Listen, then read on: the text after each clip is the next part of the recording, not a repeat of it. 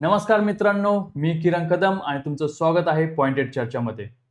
तर काल Iran USA मध्ये सीज फायरची घोषणा झाली आणि बघता बघता सेन्सेक्समध्ये खूप प्रचंड मोठी अशी रॅली आलेली आहे. 2952 पॉईंटनी सेन्सेक्सनी रॅली दाखवलेली आहे. आणि जसं की मी नेहमी तुम्हाला न्यूजमध्ये सांगत असतो की जेव्हा कधी वॉर थांबेल किंवा सीज फायर होईल तेव्हा फायनान्स, एव्हिएशन, मेटल स्टॉक्समध्ये खूप मोठी रॅली येईल. तुम्ही जर काल बघितलं असेल इंडिगो शेअर हा जवळजवळ 10% पळालेला आहे. तर त्यामुळे मी सांगत असतो की ना आपली पॉइंटेड चर्चेवरची एकही न्यूज मिस करू नका. रोज चॅनेलवरती व्हिडिओ बघा आणि अपडेटेड राहा, जेणेकरून तुम्हाला सर्व प्रकारच्या बिझनेस न्यूज समजतील आणि इन्व्हेस्टमेंट करताना तुम्हाला कोणताही प्रॉब्लेम येणार नाही. अशा प्रकारचे न्यूज कोणताच न्यूज चॅनल कव्हर करत नाही. सगळे न्यूज चॅनल फक्त TRP घेतात, पण आपला चॅनल हा विचार करतो सामान्य लोकांचा आणि त्यांच्यापर्यंत प्रॉपर न्यूज वेळेमध्ये पोहोचवण्याचा हा आपला प्रयत्न असतो. तर सुरू करूया बिझनेस न्यूज पासून. तर पहिली न्यूज आहे अर्थात सेन्सेक्स बद्दल. तर काल सेन्सेक्स हा 2952 पॉईंट्सनी वर गेलेला आहे. निफ्टी ही 3.7% उडालेली आहे. हे 5 वर्षातील सर्वात मोठं गेन आहे. मित्रांनो, मार्केट कधीही सरळ रेषेत खाली जात नाही. जेव्हा भीती हाय असते तेव्हा मोठी रॅली येते. तुम्ही संधी शोधली की भीती, हे कमेंटमध्ये मला नक्की सांगा. नेक्स्ट न्यूज आहे सीज फायर बद्दल. तर अमेरिका आणि इराणमध्ये 14 दिवसांचा सीज फायर घोषित झालेला आहे. इराणला वर्षाचा $96 बिलियन मिळतील. ते कसे? तर त्यांच्या स्ट्रेट ऑफ हॉर्मुझमधून जी पण शिप जाईल ते त्या शिपकडून एक प्रकारे टोल घेणार आहे. आणि ह्या टोल वसुलीमधून इराणला $96 बिलियन हा प्रॉफिट होणार आहे. त्यांच्या GDPच्या जवळजवळ 30% एवढा. त्यामुळे तेल सुद्धा 23% कोसळून $93 वर आलेलं आहे. जर तेल स्वस्त झालं तर भारताचा पैसा वाचणार आणि तुमची इक्विटी मार्केट वाढणार. नेक्स्ट न्यूज आहे रशियाच्या एक्सपेन्सिव्ह ऑइल बद्दल.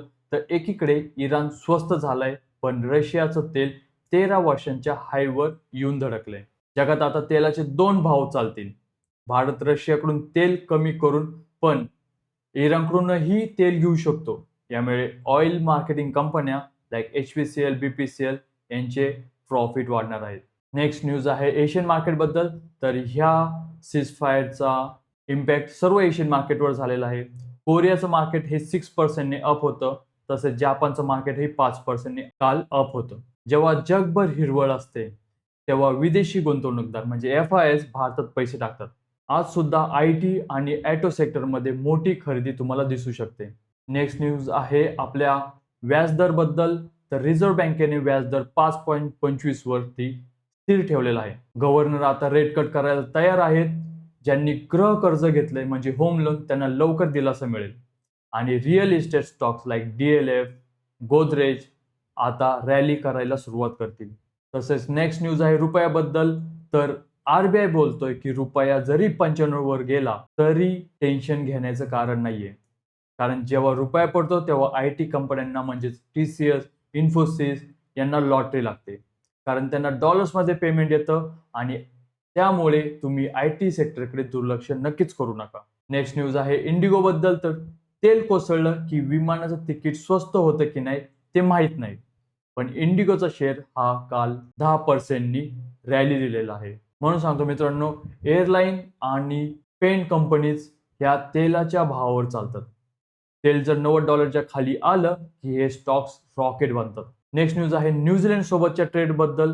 तर 24 एप्रिलला हा मोठा करार होणार आहे. IT आणि फार्मासाठी न्यूझीलंडची दारं उघडणार आहेत. पण अमूल आणि डेअरी कंपन्यांसाठी ही धोक्याची घंटा असू शकते. कारण न्यूझीलंडचं दूध हे इंडियापेक्षा स्वस्त असणार आहे आणि ते जर इंडियामध्ये सप्लाय व्हायला लागलं तर आपल्या इंडियन लोकल मिल्क कंपनीजना याचा नक्कीच फटका बसेल. नेक्स्ट न्यूज आहे अडाणीबद्दल. तर अमेरिकन कोर्टाने जी अदानीवर US मध्ये केस लागली होती ती उडवून लावलेली आहे. त्यामुळे मित्रांनो, ज्यांनी अफवांवर विश्वास ठेवला त्यांनी अडानीचे शेअर्स सेल केले होते, ते आज पश्चाताप करत आहेत. आणि पुन्हा एकदा अडानी पोर्ट्स, अडानी ग्रीन एनर्जी हे फंड्स इन्व्हेस्टरचे फेवरेट झालेले आहेत. नेक्स्ट न्यूज आहे SpaceX बद्दल.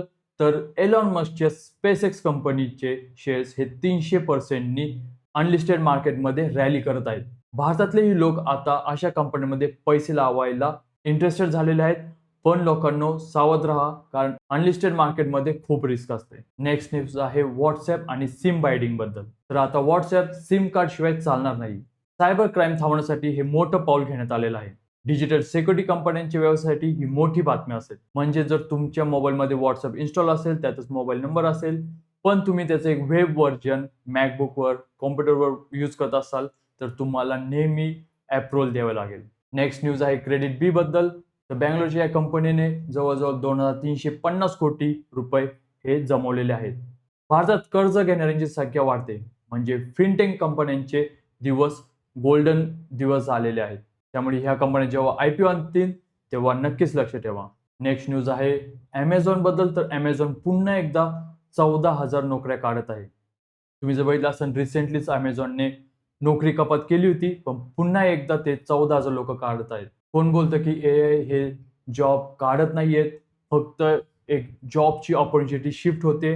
पण तुम्ही जर बघाल तर खरोखर AI हे मार्केटमधले जॉब्स कमी करत आहेत. जर तुम्ही AI शिकला नाही तर तुमची नोकरी धोक्यात आहे. पण इन्व्हेस्ट म्हणून विचार करा. ज्या कंपन्या AI वापरतात त्यांचा खर्च कमी होतोय आणि प्रॉफिट वाढतोय. नेक्स्ट न्यूज आहे इन्फोसिस बद्दल. तर इन्फोसिसने व्हूप कंपनीत लावलेले ₹1 ₹33 झालेले आहेत, म्हणजे 33 पट रिटर्न. त्यामुळे म्हणतो, जेव्हा मोठी IT कंपनी एखाद्या छोट्या स्टार्टअपमध्ये पैसे लावते, तेव्हा समजून घ्या की त्यांचं विजन हे खूप मोठं आहे. नेक्स्ट न्यूज आहे व्होडाफोन आयडिया बद्दल. तर सरकारने थकीत कर्ज भरण्यासाठी 3 महिने व्होडाफोन आयडियाला वाढवून दिलेले आहेत. पण मित्रांनो, ही कंपनी अजूनही व्हेंटिलेटरवर आहे. जोपर्यंत मोठा फंड येत नाही तोपर्यंत यात पैसे लावणे हा जुगार ठरू शकतो. नेक्स्ट न्यूज आहे डीमार्ट बद्दल. तर राधाकिशन दामानींच्या डीमार्टने स्टोअर विस्तारण्याचं टार्गेट पूर्ण केलेलं आहे. शेअरमध्येही तेजी येत आहे. त्यामुळे म्हणतो मित्रांनो, डीमार्ट कधीच सेल लावत नाही, पण त्यांचा नफा नेहमी सेलमध्ये असतो. त्यामुळे लॉंग टर्मसाठी हा एक हिरा आहे. नेक्स्ट न्यूज आहे इंडियामध्ये ग्लोबल बुलरन येऊ शकतो. भारत आता ग्लोबल ट्रेड सुपर पॉवर बनतोय. एका बाजूला UK आणि दुसरीकडे न्यूझीलंड. भारताचा GDP ही 6.9% आहे. म्हणजे जग जेव्हा मंदीत आहे तेव्हा भारत हा प्रगती करत आहे. त्यामुळे जेव्हा देश मजबूत असतो तेव्हा तुमची SIP कधीच थांबवू नका.